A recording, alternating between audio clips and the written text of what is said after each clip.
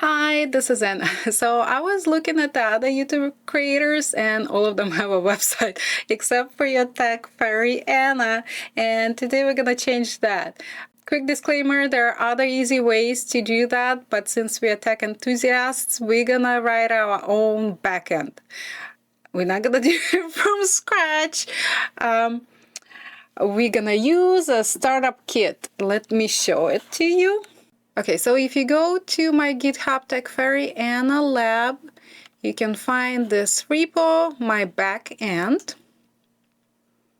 And if you open it, we have API, the database folder, requirements, and all those good things that we can use instead of writing everything from scratch. Yeah, I just pushed it. Initially, we'll start with the backend, but then eventually we're gonna also add a front end and hook both of them to each other. So if you look here, we have an API folder and a database. So pretty much the backend, it handles API, it handles the database, and also a server setup. So how about we start my Ubuntu.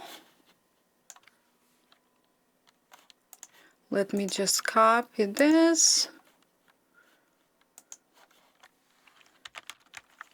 And here I have directory prepared. We just can head to the directory, website project. And let's see, you see I don't have anything here. We can just do git clone. And clone the entire repo. So we have it in here now. So we can say code my backend. So we can open it in Visual Studio Code. Let's see. Okay, here. So look, API, it has the endpoints file in here, and API just handles requests and responses. You see we have a sample endpoints in here. So here's just a hello world. I guess this one just prints hello world. We have a class endpoints. Then we have a class create user.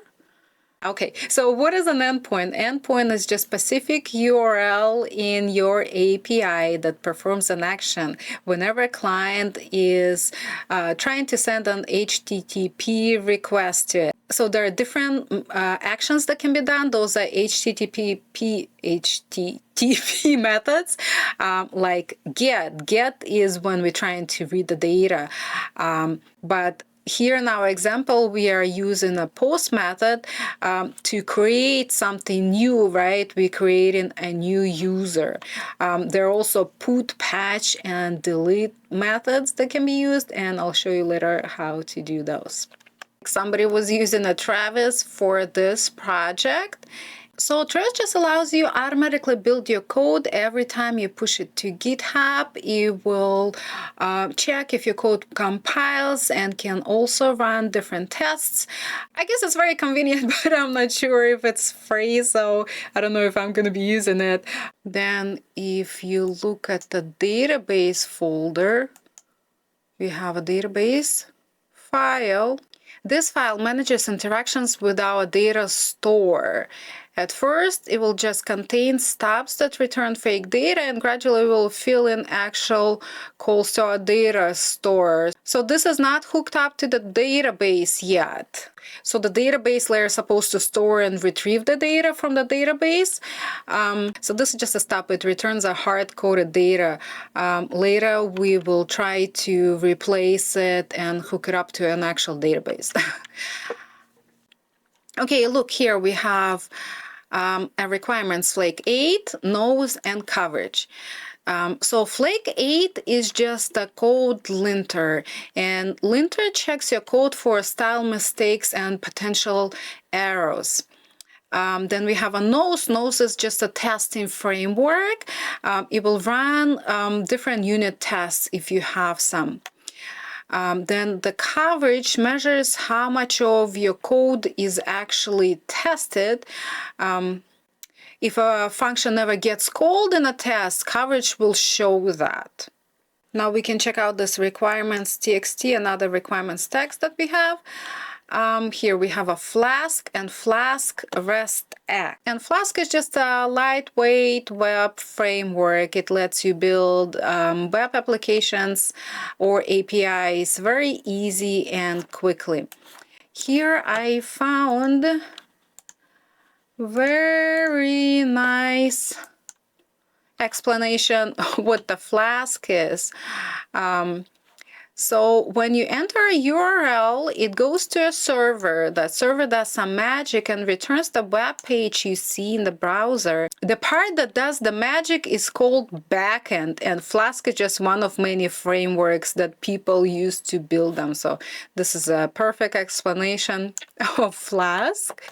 Okay, see, we have a make file. This make file does a few things for us. Look, first we have a make prod.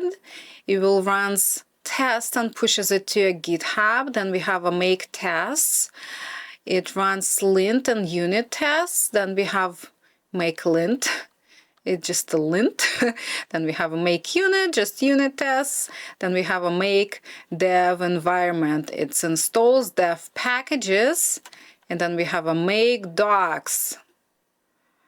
So generate documentation.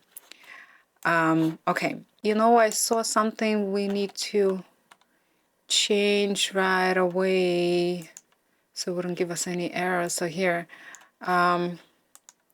let me find the path so we can change the path to the rooms. I don't know if we're gonna need that, but just in case.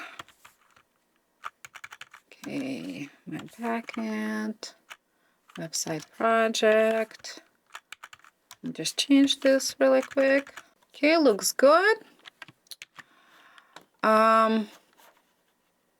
Let's go to my Ubuntu, and first what we need to do is, do we have anything in README? Here.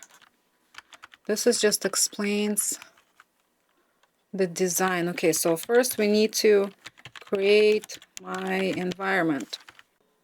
Okay, so let's see, where are we? We inside of the project. Let's go into this folder, and now what we can do is we can create my environment. And for that, we just say Python 3m venv and venv. Okay, so we created an environment, and the reason why we want to create that, so we don't want anything to interfere with the previous dependencies because I have a lot of stuff downloaded on my computer already.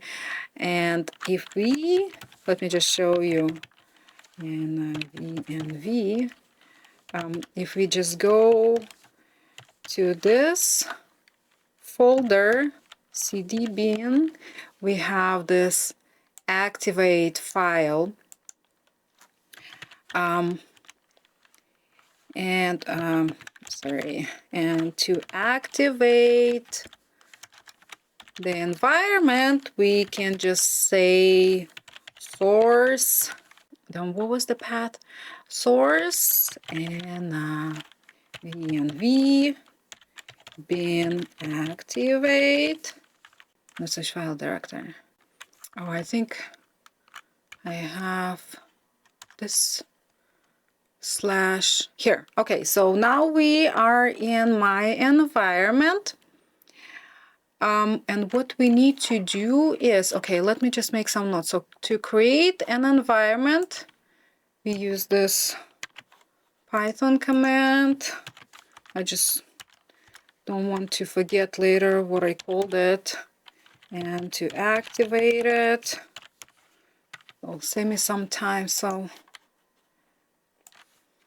now what we want to do is we want to go to this make file, and we want to use this make dev environment. So you could download all the dependencies for us.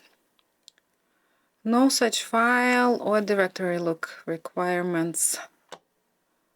Let's see, we have this requirements text. Okay, so look, this requirements dev is referring to the requirements text. We have requirements text right here. What is on our make file? In the make file, we use requirements directory, requirements dev, and requirements directory is just the requirements folder. I think this text is outside of the directory, so maybe we can do this. Let's see. Okay, it's working. Okay, looks like it's done. Now we can go into, here we have a local.sh file here. And a sh file is just a shell script that allows us to run all the commands at once. I don't know if we want to do that though. Looks like it doesn't have many commands, so I guess we can run it. Here, look, we have a bin bash on top, and this script just runs our Flask server locally, okay? So the Python path, make sure Python can find our modules. You see, so the Flask app equals endpoints just tells Flask which file is the app entry point. And then we say Flask, which will run Flask on a local host and port that we have here indicated. So how about we just try to run this file, local.sh file. Okay, let's just see where am I. Oh, okay, so our local.sh is in the API. Let's list everything. Okay, so now we can run it. Local.sh. Oh, look, it's working. Let's head to this address, and you see we have an API, we have a Swagger. So Swagger is just a tool that can help us design and test our API endpoints without hooking anything up to the front end. So it's just easy way to see what we have working here. Here, do you see we have post create a user endpoint. Here, let's test this one, hello endpoint first. So if we try it out, okay, it's working. Now let's see if we can try to add a user. Let's say Anna and execute. Here, you see Anna was added successfully. Okay, awesome. Okay, so in the next video, we'll explore endpoints even more. We're gonna add our own endpoints, gonna check them in Swagger, and then I guess the next step would be to hook everything up to an actual database. And then we gonna have to run it on a database remotely. We'll see how it goes before we can actually connect anything to the front end. Okay, if you like this video, please like and subscribe. Also, if you want to buy me a coffee, there is a link somewhere in my bio. Until next time, bye.